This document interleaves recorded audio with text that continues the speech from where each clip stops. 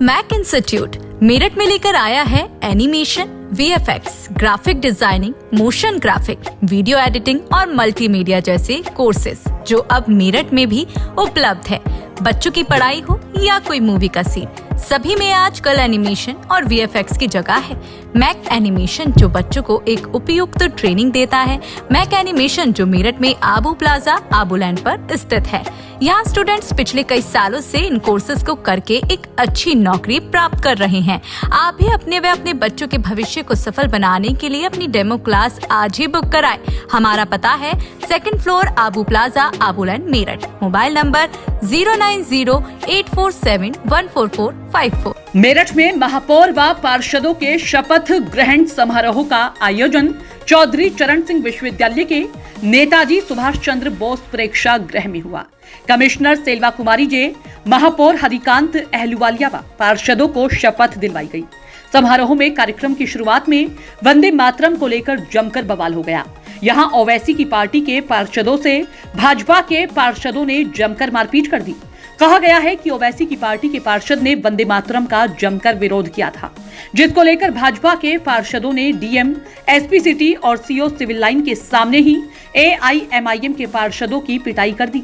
हंगामा बढ़ता देख जिलाधिकारी दीपक मीणा ने पुलिस फोर्स के साथ आरएएफ की टीम को भी बुला लिया। बताया गया कि वंदे मातरम शुरू हुआ तो एआईएमआईएम के पार्षद खड़े तक नहीं हुए। उनका आरोप था कि सरकारी आयोजन को भाजपा का कार्यक्रम बना दिया है। इसी बात पर बीजेपी पार्षद भड़क गए, जिसके बाद एआईएमआईएम पार्षदों की जमकर पिटाई कर दी। एआईएमआईएम के पार्षदों को कार्यक्रम से बाहर निकाल दिया गया।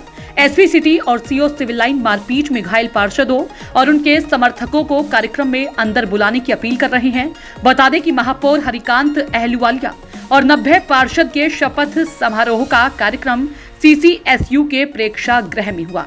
समारोह में सांसद राजेंद्र अग्रवाल, राज्यसभा सांसद लक्ष्मीकांत वाजपेयी, राज्य मंत्री डॉक्टर सोमेंद्र तोमर, भाजपा महानगर अध्यक्ष मुकेश सिंघल, विधायक अमित अग्रवाल, भाजपा नेता कमलदत्त शर्मा, एमएलसी धर्मेंद्र भारद्वाज, डॉक्टर सरोजनी अग्रवाल समेत स्थानीय नेता मौजूद रहे।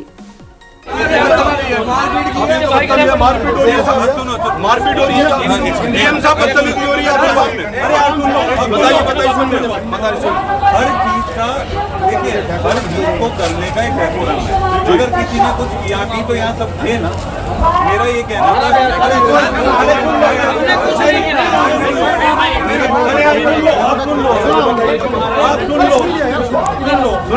एक तरीका होता है। अगर मान लीजिए दूसरा कोई कुछ करता है और आपको कुछ कहना है तो उसका भी तरीका है ना। अगर नहीं सुनिए, हर किसी को अगर ऐसे ही करना है तो फिर तो बात खत्म ही हो जाती है। अगर आपको लग रहा है नहीं यहाँ से तो हम नहीं जा रहे, कोई ऐसा तो है नहीं कि आपको छोड़ के चले गए। मैं बोल रहा हूँ एक प्रोग्राम है, सबका सम्मानजनक प्रोग्राम है, किसी पार्टी का प्रोग्राम नहीं है। शासकीय सुनिए, हमने क्या किया सर? प्रोग्राम है यहाँ सुन लो यार, यहाँ पे मेरी बात सुन लो यार, अब मेरी बात आपने देखा सर, इसमें कोई राजनीति करने की जरूरत नहीं है। जो आपको किसी ने यार मेरी बात सुन लो, उसका निर्णय अभी होना है, उसका निर्णय अभी जाना है। वो आपके साथ में मैं खड़ा था, अच्छा खासा मुझे बोला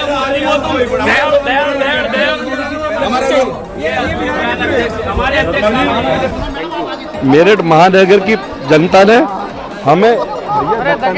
हमें बहुत विश्वास के साथ हमें चुन के भेजा है और एक बार फिर दोबारा मुझे महापौर की गद्दी पे महानगर की जनता ने विश्वास के साथ बैठाया है।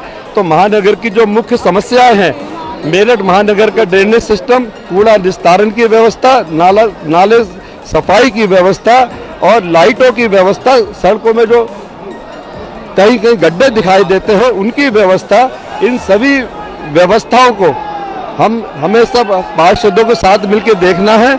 और हमारे भारतीय जनता पार्टी के हजारों कार्यकर्ता हमेशा सड़कों पे रहे हैं, सड़कों पे जूझते हैं, जनता की हर समस्या का निदान भी करते हैं। तो हम सब मिलकर इस मेरठ महानगर को एक आदर्श और साफ सुथरा महानगर बनाएंगे। वंदे मातरम गलत गाया, क्या करें?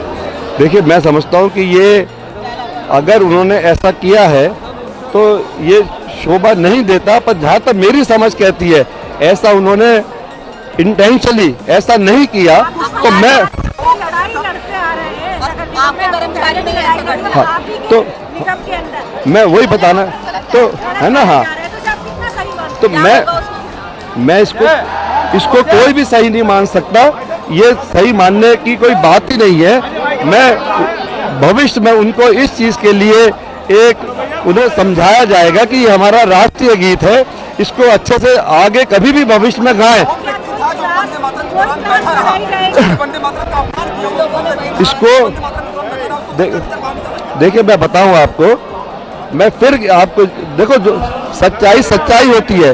जो वंदे मातरम का विरोध करेगा, हमने उनको कभी सदन में नहीं रहने दिया, तो यहाँ क्या रह पाएंगे? पहले मेरी बात सुनो। सदन की न रहने की अगर आप बात करते हैं तो आपके सदन के बीच के भी व्यक्ति के द्वारा गलत कहेंगे, उसकी मतलब क्या है? हाँ, तो मैं इस विषय में आपको बताना चाहूँगा, पूरी जानकारी लेकर इस विषय पे बात की जाएगी और उनको अगर उन्होंने इंटेंशनली ऐसा किया है तो कार्रवाई होना तय है, और अगर इंटेंशनली उनसे गलती हुई है, वो गलती मानते हैं, तो गलती मान के तो देखो सुनो, पहले मेरी बात पूरी होने दो। अगर वो गलती मानते हैं तो उनको हिदायत दी जाएगी कि भविष्य में जब भी कभी वंदे मातरम गाएं तो पहले उसको अच्छी तरह उसका अध्ययन कर लें, तब वो वंदे मातरम गाएं। तो वंदे मातरम जिनको नहीं ज्ञान है उनको इसकी शिक्षा लेनी चाहिए।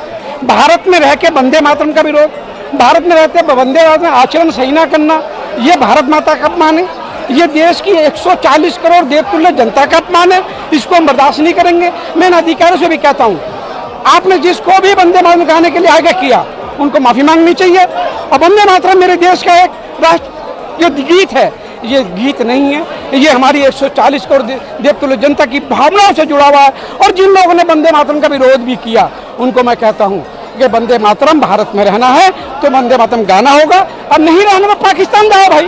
वंदे मातरम में पाकिस्तान अराजक तत्व कुछ आए, मन से हमने उनको शांत किया, पर वो अराजक तत्व या एक समुदाय के लोग, उन समुदाय को कहता हूँ कि भारत में रहते हो, भारत की खाते हो, अब भारत के ही खिलाफ बोलते हो, भारत में रहते हो, वंदे मातरम का विरोध करते हो।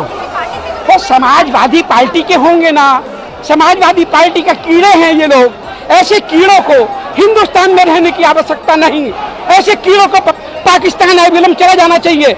ऐसे कीड़ों को जो आज नए संसद का विरोध कर रहे हैं, यहाँ वंदे मातरम का विरोध कर रहे हैं, अगर नए संसद का उद्घाटन देश के प्रधानमंत्री नहीं करेंगे तो पाकिस्तान का प्रधानमंत्री करेगा क्या?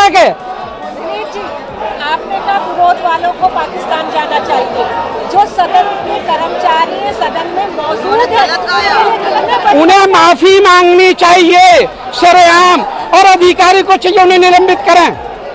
जिन्हें वंदे मातरम गाना नहीं आता उन्हें निलंबित किया जाना चाहिए। कोई माफी नहीं इस पे, कोई माफी नहीं इस पे। क्या है? मेरा नाम मोहम्मद इरशाद है। क्या मामला हुआ अंदर? कहाँ क्या पार्षद हो? क्या हो? मेरी पत्नी पार्षद है। कौन से पार्षद?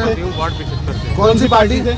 ऑल इंडिया मजलिस इत्तेहादुल मुस्लिमीन से हम लोग पार्षद हैं। अच्छा, क्या हुआ अंदर? अंदर क्या हुआ, अंदर वंदे मातरम हुआ था, सभी लोग खड़े हुए, हम भी खड़े हुए वंदे मातरम में। खड़े होने के बाद में फिर वंदे मातरम जैसे ही समाप्त हुआ तो बीजेपी के लोग, क्योंकि तुम वंदे मातरम क्यों नहीं पढ़ रहे, उस बात पे उनकी जो ना धक्का मुक्की शुरू हो गई। हमारे पदाधिकारी के साथ धक्का मुक्की हो रही थी, तो मैं अपने पार्षद के पास गया, उनकी सीट के पास, तो हमारी जो महिला है उनके साथ बीजेपी के कुछ आदमी कह रहे कि आप यहाँ से जाइए, आप यहाँ से जाइए। मैंने कहा भाई आप ऐसे कैसे बोल रहे हैं, आप कैसे महिला के साथ बदतमीजी कर रहे हैं। बस इसी बात को लेकर मेरे साथ मारपीट शुरू कर दी। किसने मारपीट की है? बीजेपी के सारे लोग थे, सभी ने मुझे क्या मारा। आप वंदे भारत गाने का विरोध कर रहे थे? नहीं, मैंने कोई विरोध नहीं कोई किया। अपशब्द कहे थे आपने? नहीं, मैंने कोई अपशब्द नहीं कहा, मैंने सिर्फ एक ही अपशब्द कहा था। सर, आपकी मौजूदगी में यहाँ पर मजलिस के कई सारे पार्षद पीटे हैं भाजपाइयों ने, पूरा क्या मामला है, क्या कार्रवाई हुई है?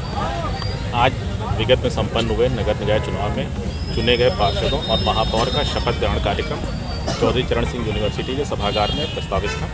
कार्यक्रम के प्रारंभ में वंदे मातरम गीत के गाए जाने को लेकर AIM-IM के कतिपय पार्षदों द्वारा जो है आपत्ति की गई, जिसको वहाँ मौजूद अन्य पार्षदों के और उनके सहयोगियों द्वारा विरोध करते हुए हंगामा किया गया।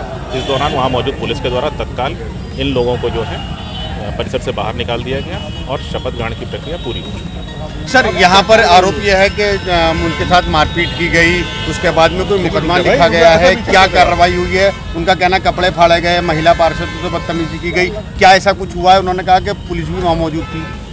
अभी तक इस तरह की कोई तहरीर हमें मिली नहीं है। तहरीर मिलेगी तो निश्चित रूप से जांच कर अग्रिम वैधानिक कार्रवाई की जाएगी। Thank you.